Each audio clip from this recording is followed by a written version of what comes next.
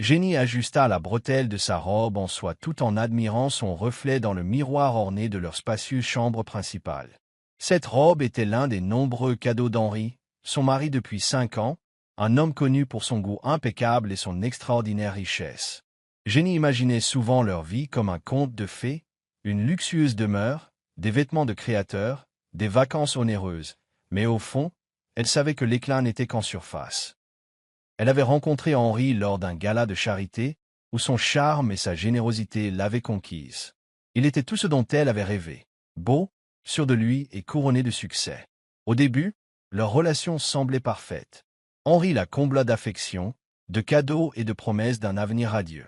Mais au fil des ans, des fissures apparurent. Son travail de magnate de l'immobilier l'éloignait souvent de chez lui, laissant Jenny dîner seule dans leur somptueuse salle à manger ou assister seule à des événements.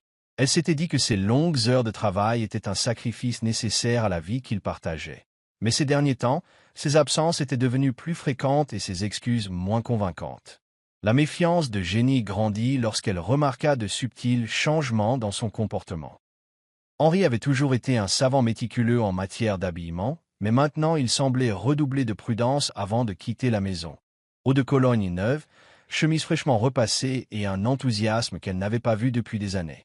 Son téléphone, autrefois oublié par inadvertance sur la table de nuit, était désormais protégé par un mot de passe et toujours dans sa poche. « Arrête de trop réfléchir », murmura Jenny un soir, levée sur le canapé moelleux de leur salon. Le bruit de la pluie claquait contre les baies vitrées tandis qu'elle parcourait les photos d'eux à divers événements. Sur chaque image, le sourire d'Henri semblait forcé, son regard distant. Sa meilleure amie, Clara, l'avait prévenu des mois auparavant. « Jenny, je ne veux pas me mêler de ses affaires, mais j'ai vu Henri dehors plus de fois que je ne peux le compter, et il est toujours avec quelqu'un. Ce n'est jamais la même femme non plus. » Jenny avait balayé les inquiétudes de Clara, refusant d'envisager cette possibilité. « Il travaille, c'est tout, Clara. Vous savez comment fonctionne son entreprise. Le réseautage est primordial. » Mais au fond, Jenny savait que ce n'était pas le cas. Les paroles de Clara avaient semé le doute, un doute qui grandissait à chaque appel sans réponse, chaque réunion nocturne et chaque vague excuse. Jenny se leva du canapé et entra dans le dressing qu'elle partageait avec Henri. Des rangées de costumes et de robes de créateurs s'alignaient sur les murs, témoignage de la vie qu'ils avaient construite ensemble. Elle attrapa un album photo posé sur l'étagère du haut, feuilletant les photos de leur mariage. Ses souvenirs lui semblaient appartenir à quelqu'un d'autre, une version plus jeune et plus optimiste d'elle-même, convaincue que l'amour pouvait tout vaincre. En regardant une photo d'eux en train de danser, une boule se forma dans sa gorge. « Où avons-nous fait fausse route ?» murmura-t-elle. Le bruit de la porte d'entrée qui s'ouvrait la fit sursauter. Jenny remit rapidement l'album à sa place et sortit du placard. Henri entra, son costume légèrement froissé et sa cravate desserrée. Il leva les yeux et croisa son regard avec un bref sourire. « Longue journée ?» demanda Jenny, essayant d'avoir l'air décontracté. « Épuisant ?» répondit Henri en évitant son regard. « Je vais prendre une douche. » Tandis qu'il disparaissait dans la salle de bain attenante, Jenny se tenait au centre de la pièce, l'esprit en ébullition.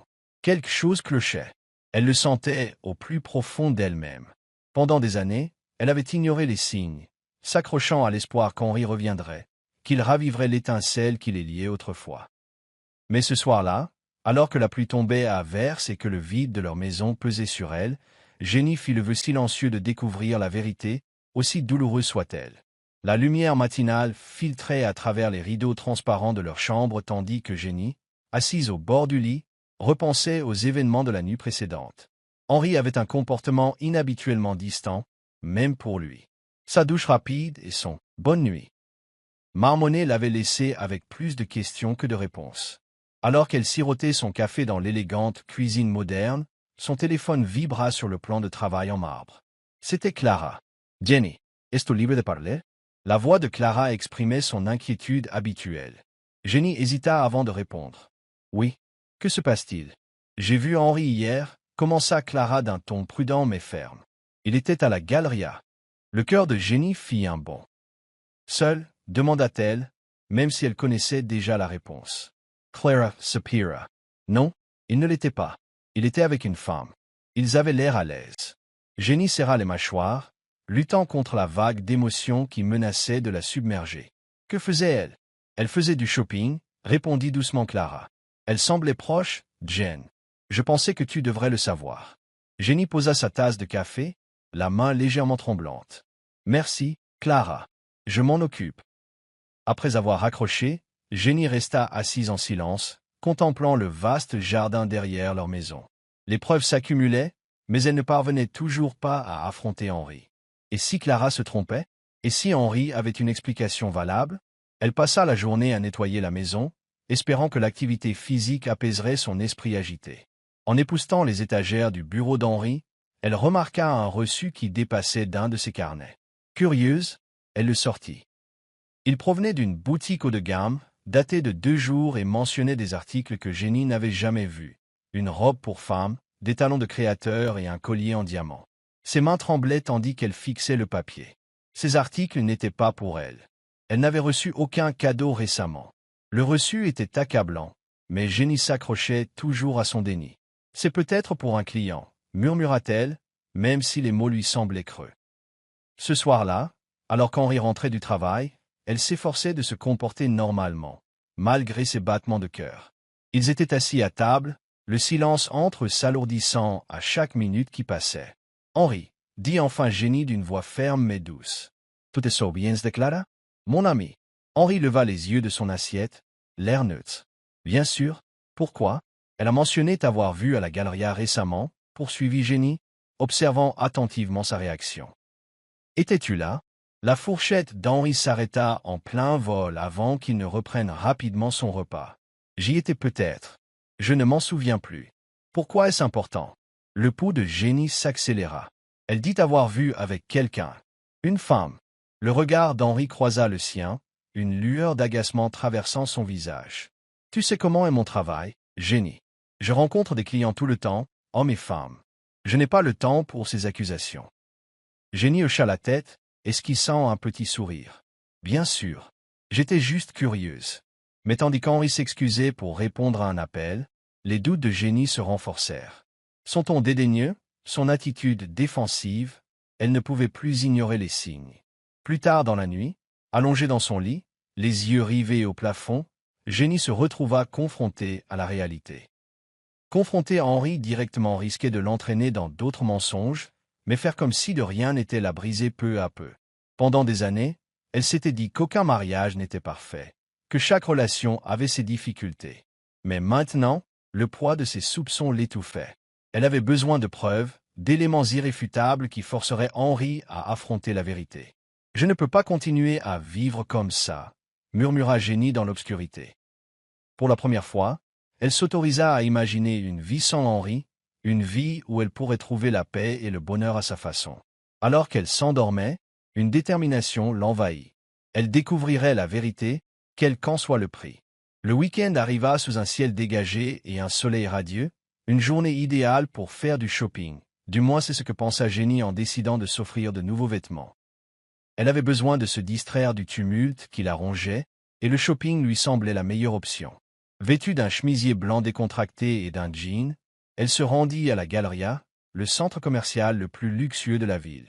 Les halls climatisés bourdonnaient d'activité tandis que les clients allaient de boutique en boutique, sac à la main. Jenny entra dans l'une de ses boutiques préférées, un endroit qu'elle et Henri avaient fréquenté au début de leur mariage. Elle parcourut les rayons, ses doigts parcourant les tissus doux, mais son esprit était ailleurs. Alors qu'elle approchait des cabines d'essayage, une voix attira son attention, une voix si familière qu'elle s'arrêta net. Son cœur s'emballa tandis qu'elle se tournait vers le bruit. C'était Henri. Il se tenait au fond du magasin, riant et discutant avec une femme grande et élégante, comme sortie d'un magazine de mode. La femme lui tenait une robe rouge chatoyante, et Henri acquiesça d'un signe de tête approbateur, sa main effleurant son bras. Jenny en eut le souffle coupé. Son mari n'était pas au travail. Il n'était pas avec une cliente. Il était là, en train de faire du shopping avec une autre femme. L'espace d'un instant, elle se figea, incertaine. Son esprit lui hurlait de partir, mais ses pas la portèrent plus près. Elle avança silencieusement, veillant à rester hors de leur champ de vision. Derrière un portant, elle regarda la femme essayer la robe, tournoyant pour obtenir l'approbation d'Henri. Son sourire était large, ses yeux remplis d'admiration, le genre d'attention que Jenny n'avait pas reçu depuis des années. La colère et le chagrin la submergeaient. Elle serra les poings, ses ongles s'enfonçant dans ses paumes. Un serveur passa, offrant des verres de vin aux clients. Sans réfléchir, Jenny en prit un. La scène se brouilla tandis que des larmes lui montaient aux yeux. Henri se pencha vers la femme et murmura quelque chose qui la fit rire. Ce fut la goutte d'eau qui fit déborder le vase. Jenny fonça vers eux, ses talons claquant bruyamment sur le sol poli. Henri se retourna au bruit, son expression passant de la surprise à l'effroi en la reconnaissant. « Jenny, commença-t-il, mais elle ne le laissa pas finir. D'un geste vif et fluide, elle lui lança le verre de vin, le liquide rouge foncé éclaboussant sa chemise et la robe de créateur de la femme. Des exclamations de surprise fusèrent autour d'eux tandis que les autres clients s'arrêtaient pour observer le drame. Espèce de menteur et de tricheur. Hurla Jenny, la voix tremblant de rage. C'est ça que tu faisais toutes ces nuits, à te faufiler avec ta maîtresse? Hurla la femme en essayant d'essuyer le vin de sa robe, mais Jenny était concentrée sur Henri. Elle le pointa du doigt, sa colère débordant dans un torrent de paroles. Common asses too? Après tout ce que j'ai sacrifié pour ce mariage, après tout ce que nous avons construit ensemble, tu gâches tout pour elle. Henri leva les mains, le visage pâle, sur la défensive. Jenny, calme-toi. Ce n'est pas ce que tu penses. Oh, Henri. Jenny interrompit, la voix plus forte. Tu me prends pour une idiote? Tu crois que je n'ai pas remarqué les nuits blanches, les mensonges, la distance? Je le sais depuis des mois, Henri, mais en le voyant de mes propres yeux, sa voix se brisa, les larmes coulant sur son visage. Tu n'es qu'un tricheur. Une honte. À ce moment-là, une foule s'était rassemblée, les téléphones levés pour immortaliser la scène. Les flashs des appareils photos et les murmures des badauds les entouraient. Quelqu'un murmura, n'est-ce pas Henri Carter, le magnate de l'immobilier? Jenny se tourna vers la foule, la voix ferme malgré la boule dans sa gorge. Oui, c'est bien Henri Carter, le millionnaire qui se fait passer pour un mari dévoué tout en fréquentant furtivement d'autres femmes. La femme attrapa son sac à main, marmonnant quelque chose comme quoi ce genre de drame n'était pas nécessaire, et sortit précipitamment du magasin. Henri semblait vouloir la suivre, mais le regard de la foule le maintenait figé. Jenny essuya ses larmes et prit une profonde inspiration. Sa voix résonna dans le silence. « J'en ai fini, Henri. Je refuse d'être marié à un homme qui pourrait un jour me transmettre Dieu sait quoi. Le mariage n'est pas une question de vie ou de mort, et je préfère la paix à cet enfer que tu m'as fait vivre. » Sur ces mots, elle tourna les talons et s'éloigna, laissant Henri debout au milieu du magasin, trempé de vin et humilié. En sortant du centre commercial, la brise fraîche lui caressa le visage, se mêlant à la chaleur de ses larmes. Pour la première fois depuis des années, elle ressentit un étrange soulagement, comme si un poids lui avait été enlevé des épaules. Jenny ignorait ce que l'avenir lui réservait, mais une chose était sûre, elle ne se laisserait plus manquer de respect. Elle méritait mieux, et elle était déterminée à le trouver. La vidéo de la confrontation de Jenny dans la boutique s'est répandue comme une traînée de poudre sur les réseaux sociaux. À son retour chez elle, son téléphone vibrait de messages et d'appels manqués d'amis, de membres de sa famille et même d'inconnus. Elle était assise sur le canapé moelleux de son vaste salon, les yeux rivés sur son téléphone, incrédule. Les hashtags « Scandale Henri Carter » et « Mari infidèle dévoilé » étaient en vogue. On la voyait crier après Henri, lui jeter du vin et sortir la tête haute. Les commentaires étaient un mélange de soutien et de critique. Tant mieux pour elle. Aucune femme ne devrait tolérer un mari infidèle. Elle est tellement dramatique. Cela aurait dû être réglé en privé. Elle est courageuse. Je ne pourrais jamais faire ça en public. Jenny éteignit son téléphone, peu disposée à supporter le bruit. Elle avait besoin de clarté, pas de l'avis d'inconnu.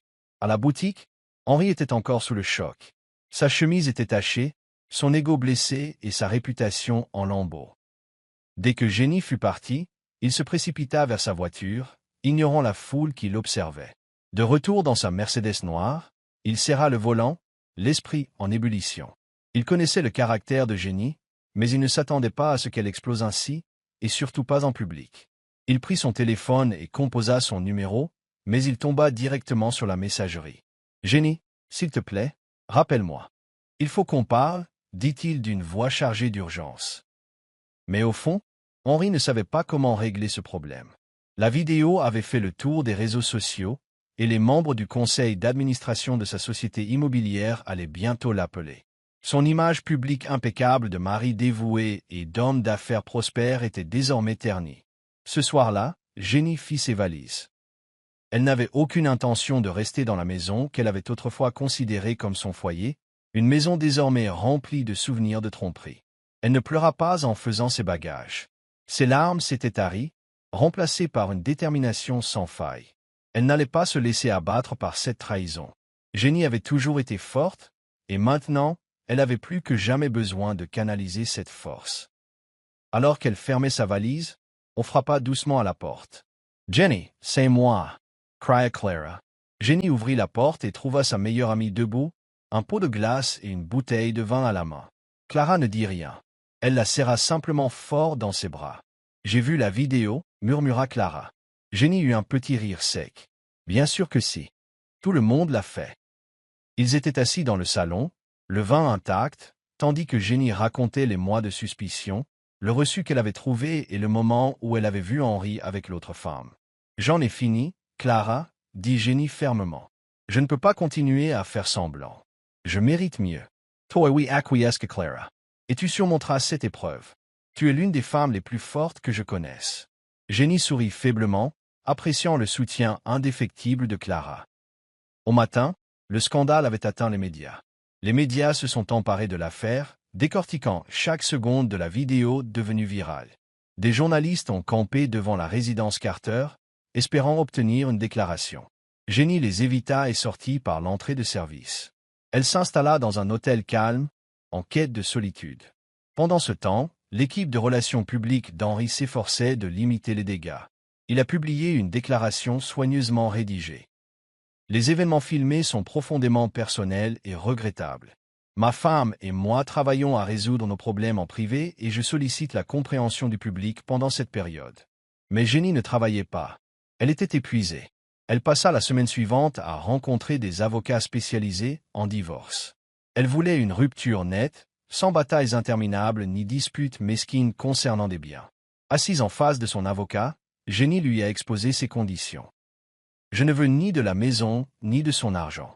Je veux juste ma liberté. » L'avocat haussa un sourcil. « Tu es sûr? Tu as droit à la moitié de tout. » Jenny hocha fermement la tête. « J'en suis sûr. Je ne veux rien de lui. Je peux reconstruire ma vie toute seule. » Sa décision a choqué Henri lorsqu'il a reçu les papiers du divorce. Il s'attendait à de la colère, des exigences et de longues négociations. Au lieu de cela, les termes simples de Jenny le laissaient vide. Jenny emménagea dans un appartement confortable, donnant sur un petit parc. L'espace était modeste comparé au manoir qu'elle avait quitté, mais c'était le sien, un endroit où elle pouvait guérir et prendre un nouveau départ. Elle se concentra sur elle-même, redécouvrant des passe-temps qu'elle avait abandonnés pendant son mariage. La peinture, le yoga et les longues promenades au parc devinrent sa thérapie. Un soir, alors qu'elle contemplait le coucher de soleil depuis son balcon, Jenny ressentit un calme qu'elle n'avait pas ressenti depuis des années. Son téléphone vibra, un message de Clara. « Fière de toi, ma fille. Tu es radieuse ces jours-ci. » Jenny sourit. Pour la première fois depuis longtemps, elle se sentait en paix. Henri, lui, n'allait pas aussi bien. Son entreprise a souffert de la remise en question de son intégrité par ses clients. Le scandale viral a irrémédiablement terni sa réputation. La femme avec qui il avait été surpris a pris ses distances, affirmant qu'elle ignorait totalement son mariage. Seul et isolé, Henri a dû faire face aux conséquences de ses actes. Il a contacté Jenny à plusieurs reprises, lui laissant des messages vocaux et lui envoyant des fleurs, mais elle n'a jamais répondu. Quelques mois plus tard, Jenny a été invitée à prendre la parole lors d'un événement sur l'autonomisation des femmes. Au début, elle hésitait, incertaine d'être prête à partager son histoire. Mais, debout sur scène, face à cette mer de visages, elle ressentit un regain de confiance. Sortir d'une situation toxique n'est pas facile, commença-t-elle. Mais rester dans l'une d'elles peut vous détruire. Le mariage n'est pas une affaire de vie ou de mort. C'est censé être un partenariat. Il a été fondé sur l'amour et le respect. Et quand tout cela sera terminé, il sera temps de partir. Vous devez de choisir la paix. La foule a applaudi à tout rompre, ces paroles trouvant un écho auprès de beaucoup. En descendant de scène, Jenny ressentit un profond sentiment d'accomplissement. Elle ne se contentait pas de survivre, elle s'épanouissait. Et ce n'était que le début de son histoire. Des mois après avoir rompu son mariage, Jenny était une femme transformée. Les cicatrices de la trahison étaient toujours là, mais elles ne la définissaient plus. Elle avait adopté un nouveau mantra, la paix avant tout. Jenny avait réintégré le monde de l'entreprise en occupant un poste de direction dans une prestigieuse entreprise de mode. Bien qu'initialement incertaine de sa capacité d'adaptation après des années passées à être l'épouse d'un millionnaire, ses compétences et sa résilience ont brillé. Ses collègues admiraient son professionnalisme et son patron était impressionné par sa capacité à apporter des idées nouvelles. Jenny s'épanouissait dans cet environnement dynamique, canalisant son énergie dans son travail. Un après-midi, alors qu'elle était assise à son bureau pour examiner une campagne marketing, Clara l'appela. « Comment va ma patronne ?» la taquina Clara. Jenny rit. Épuisée mais heureuse. « Quoi de neuf ? Je pensais qu'on pourrait fêter ta première promotion. » Un dîner ce soir? Jenny hesitate. Depuis sa dispute publique avec Henry, elle évitait les sorties, se méfiant des regards indiscrets. Mais Clara avait raison, il était temps d'arrêter de se cacher. Le restaurant choisi par Clara était élégant mais discret. Jenny arriva vêtue d'une robe noire élégante, rayonnant d'assurance dès qu'elle franchit les portes. Les têtes se tournèrent, non pas parce qu'elle était la femme de la vidéo virale, mais pour son allure et sa beauté. Tandis qu'elle et Clara trinquaient au dîner, Jenny sentit un semblant de normalité revenir dans sa vie. « Tu es radieuse » dit Clara. Jenny sourit. « Je me concentre enfin sur moi-même. » Le rire emplissait l'air, contrastant fortement avec le désarroi que Jenny avait enduré des mois plus tôt. Alors qu'elle terminait leur dessert, Jenny remarqua un homme au bar qui la regardait. Il était grand, avec des yeux doux et un sourire charmeur. Quand leurs regards se croisèrent, il leva son verre en guise de remerciement. Clara le remarqua aussi et donna un coup de coude à Jenny. On dirait que quelqu'un est intéressé. Jenny leva les yeux au ciel. « Je ne suis pas prête pour ça, Clara. Je dis juste que ça ne ferait pas de mal de s'amuser un peu. » L'homme s'est finalement approché de leur table et s'est présenté comme Ethan. Chaleureux et poli, il a engagé la conversation avec les deux femmes. Même si Jenny restait sur ses gardes, elle ne pouvait nier que la présence d'Ethan avait quelque chose de rafraîchissant. Avant de partir, il lui tendit sa carte. « Au cas où tu aurais envie d'un café. » Jenny glissa la carte dans son sac à main, incertaine de pouvoir s'en servir un jour. Pendant ce temps, la vie d'Henry continuait de sombrer. Ses tentatives pour sauver sa réputation avaient échoué, et ses affaires tombaient à l'eau. Le conseil d'administration de son entreprise le pressa de démissionner temporairement, prétextant la mauvaise presse comme un handicap. Seul dans ce manoir autrefois bouillonnant d'activité, Henry ne parvenait pas à échapper au vide. Il pensait constamment à Jenny, regrettant les choix qui avaient conduit à son départ. Un soir, il essaya de la rappeler, mais comme toujours, elle resta sans réponse. Frustré, il lui envoya un SMS. « Jenny, je suis désolé pour tout. S'il te plaît, parlons. » Mais Jenny ne répondit pas. La carte d'Ethan resta dans son sac pendant des semaines. Elle n'était pas prête à se lancer dans quelque chose de nouveau, mais sa gentillesse persistait dans son esprit. Un samedi, alors qu'elle se promenait dans le parc, elle aperçut un café et décida d'essayer. Ethan fut surpris, mais ravi de la voir. Ils passèrent des heures à discuter, découvrant des intérêts et des valeurs communs. Contrairement à Henry, Ethan ne dominait pas la conversation et n'affichait pas sa richesse. Il était sincère et, pour la première fois depuis longtemps, Jenny se sentait reconnue. Incapable de supporter son isolement, Henry se présenta un jour au bureau de Jenny. Il attendit dans le hall qu'elle descende déjeuner. « Jenny, » dit-il, se tenait maladroitement dans le hall animé. Son expression se durcit. « Que fais-tu ici? J'ai juste besoin de te parler, s'il te plaît. » Jenny jeta un coup d'œil autour d'elle, consciente du regard curieux de ses collègues. Elle soupira et le conduisit dehors. Henry se lança dans des excuses, la voix brisée. « J'ai été stupide, Jenny. Je sais que je t'ai blessé, mais je veux arranger les choses. » Jenny secoua la tête, sa détermination inébranlable. « Henry, tu n'as pas le droit de venir perturber ma vie. Je suis passé à autre chose. S'il te plaît, encore une chance, supplia-t-il. » La voix de Jenny s'adoucit, mais ses mots restèrent fermes. « Je t'ai tout donné, et tu as tout gâché.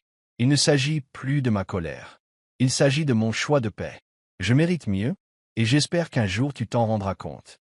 Sur ce, elle s'éloigna, laissant Henri seul.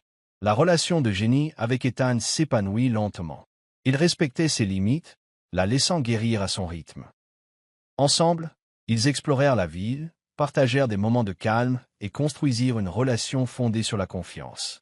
Un soir, alors qu'ils étaient assis sur son balcon à regarder le coucher de soleil, Ethan se tourna vers elle. « Tu es l'une des personnes les plus fortes que j'ai jamais rencontrées, Jenny, et je veux juste que tu saches que je suis là pour toi, quoi qu'il arrive. » Jenny sourit, le cœur gonflé de gratitude. Pour la première fois depuis la fin de son mariage, elle se sentait pleine d'espoir pour l'avenir. Son chemin n'était pas terminé, mais elle avançait enfin à sa façon. Jenny commençait enfin à prendre son destin en main. Les échos de son passé, la trahison d'Henri, le spectacle public, l'humiliation, s'estompaient peu à peu tandis qu'elle se concentrait sur la construction d'une vie dont elle était fière. Ses matinées étaient désormais remplies de sens, alors qu'elle dirigeait son équipe au sein de l'entreprise de mode. Elle adorait son travail, de la supervision des campagnes créatives à la collaboration avec les designers. Ses soirées étaient consacrées à explorer des loisirs qu'elle avait délaissés pendant son mariage, comme la peinture et le yoga. Un samedi matin, Jenny a assisté à un cours de yoga dans un studio paisible du centre-ville. Le professeur a mis l'accent sur la pleine conscience, et Jenny s'est retrouvée à se débarrasser des derniers vestiges d'amertume qu'elle conservait. Au travail, Jenny a proposé un nouveau projet, une campagne mettant en avant l'émancipation et l'estime de soi des femmes. Son idée s'inspirait de son propre parcours de reconquête identitaire. Le slogan de la campagne, « Une apologétique à l'IME », a trouvé un profond écho auprès de son équipe. Jenny s'est investie corps et âme dans ce projet, déterminée à créer quelque chose qui inspirerait d'autres femmes à s'épanouir pleinement. Son patron a remarqué son engagement et l'a invité à présenter l'idée au conseil d'administration. Devant les dirigeants, Jenny a parlé avec passion de la vision de la campagne. À la fin de son exposé, plus une seule voix discordante n'était entendue dans la salle. Le projet fut approuvé et Jenny fut chargée de le diriger, une promotion qu'elle espérait secrètement. Ethan était devenu une présence constante dans la vie de Jenny. Ils ne sortaient pas encore officiellement ensemble, mais leur lien se renforçait à chaque interaction. Il soutenait ses ambitions professionnelles, l'écoutant souvent partager ses idées sur la campagne ou se défouler sur ses difficultés professionnelles. Un soir, Ethan lui fit la surprise d'apporter le dîner à son appartement. « Je me suis dit que tu avais besoin d'une pause, » dit-il avec un sourire. « Jenny Ritt, tu es une vraie bouée de sauvetage. » J'étais à deux doigts de commander à emporter. Pendant qu'il mangeait, Jenny réalisa combien il était facile d'être avec Ethan. Pas de jeu, pas de faux-semblants, juste une véritable compagnie. Tandis que Jenny prospérait, la vie d'Henri continuait de se dégrader. Son conseil d'administration vota officiellement sa destitution de son poste de PDG, et la presse s'en donna à cœur joie. Son manoir, autrefois symbole de sa richesse, ressemblait désormais à une prison. Henri passait la plupart de ses journées à boire et à naviguer sur les réseaux sociaux, se tourmentant en regardant de vieilles photos de Jenny. Un jour, en naviguant sur Internet, il est tombé sur un article sur la campagne de Jenny. Le titre était « L'épouse d'un ancien millionnaire défend l'émancipation des femmes ». La photo ci-jointe montrait Jenny souriant avec assurance, son succès évident. La voir ainsi, heureuse et épanouie, ne fit qu'accroître ses regrets. Le jour du lancement de la campagne arriva, et Jenny était à la fois excitée et nerveuse. L'événement se déroulait dans un lieu prestigieux, en présence de leaders du secteur, d'influenceurs et de médias. Jenny portait une magnifique robe vert émeraude qui soulignait son élégance naturelle. En entrant dans la salle, elle ressentit une vague de fierté. C'était son moment, un témoignage de sa résilience et de son travail acharné. Ethan était là aussi, debout dans la foule, l'observant avec admiration. Lorsque Jenny monta sur scène pour prononcer son discours, il ne put s'empêcher de sourire. « Bonsoir à tous. Jenny Kamenka. Cette campagne est bien plus qu'un simple projet publicitaire. C'est une célébration de la force, de l'estime de soi et du courage de rester debout, même face à l'adversité. » Ces paroles ont été accueillies par des applaudissements et Jenny a ressenti une vague d'émotion. Elle avait parcouru un long chemin depuis la femme qui doutait autrefois de sa propre valeur. Au milieu de la soirée, Jenny remarqua Henri à l'entrée. Il semblait débraillé et dépareillé au milieu de la foule raffinée. Son cœur se serra. C'était censé être sa soirée, et elle n'allait pas le laisser la gâcher. Henri s'approcha prudemment, le regard suppliant. « Jenny, je veux juste parler. » Jenny s'écarta et fit signe à la sécurité de surveiller la situation. « Henri, ce n'est ni le moment ni l'endroit, » dit-elle fermement. « S'il vous plaît, 5 minutes, supplia-t-il. À contre-cœur, Jenny le conduisit dans un coin tranquille. « J'ai fait tant d'erreurs, » dit Henri d'une voix brisée. « Te perdre est la pire. Je sais que je ne le mérite pas, mais j'ai besoin d'une seconde chance. » Jenny le regarda, l'air indéchiffrable. « Henri, je t'ai pardonné, pour moi, pas pour toi. Mais pardonner ne signifie pas revenir à ce qui m'a brisé. J'ai tourné la page, et je te suggère de faire de même. » Les épaules d'Henri s'affaissèrent. Pour la première fois, il comprit vraiment que Jenny n'était plus à lui. Après l'événement, Jenny et Ethan firent une promenade tranquille dans les rues de la ville. La nuit était fraîche, avec une légère brise parfumée au jasmin. « J'ai vu ce qui est arrivé à Henri, » dit doucement Ethan. « Ça va? » Jenny hocha la tête. « Ça va. Pour la première fois, je n'éprouvais ni colère ni douleur, je me sentais juste libre. » Ethan sourit. « Tu as fait du chemin, Jenny, et tu es incroyable pour ça. » Alors qu'il se tenait sous la lumière d'un lampadaire, Jenny réalisa qu'elle était enfin prête à ouvrir à nouveau son cœur. Quelques semaines plus tard, Jenny et Ethan ont officiellement commencé à sortir ensemble. Leur relation était fondée sur le respect et la compréhension mutuelle, un contraste frappant avec ce qu'elle avait vécu avec Henri. La campagne de Jenny a été un succès retentissant, lui valant des éloges et consolidant sa position de leader du secteur. Mais surtout, cela lui a donné l'occasion d'inspirer d'autres femmes à se valoriser. Un soir, alors qu'elle et Ethan étaient assis sur le balcon de son appartement, à regarder les lumières de la ville, Jenny a repensé à son parcours. « As-tu parfois regretté ce qui s'est passé ?» demanda doucement Ethan. Jenny secoua la tête. « Ça m'a fait mal, mais ça m'a aussi appris qui je suis et ce que je mérite. Je ne changerai rien. » Ethan lui prit la main, le regard rempli d'admiration. « Un nouveau départ. » Tandis qu'il trinquait, Jenny comprit qu'elle avait trouvé non seulement la paix, mais aussi le bonheur à sa façon. Salut les amis. Merci beaucoup d'avoir regardé jusqu'au bout. N'oubliez pas d'aimer, de commenter et de vous abonner. À bientôt.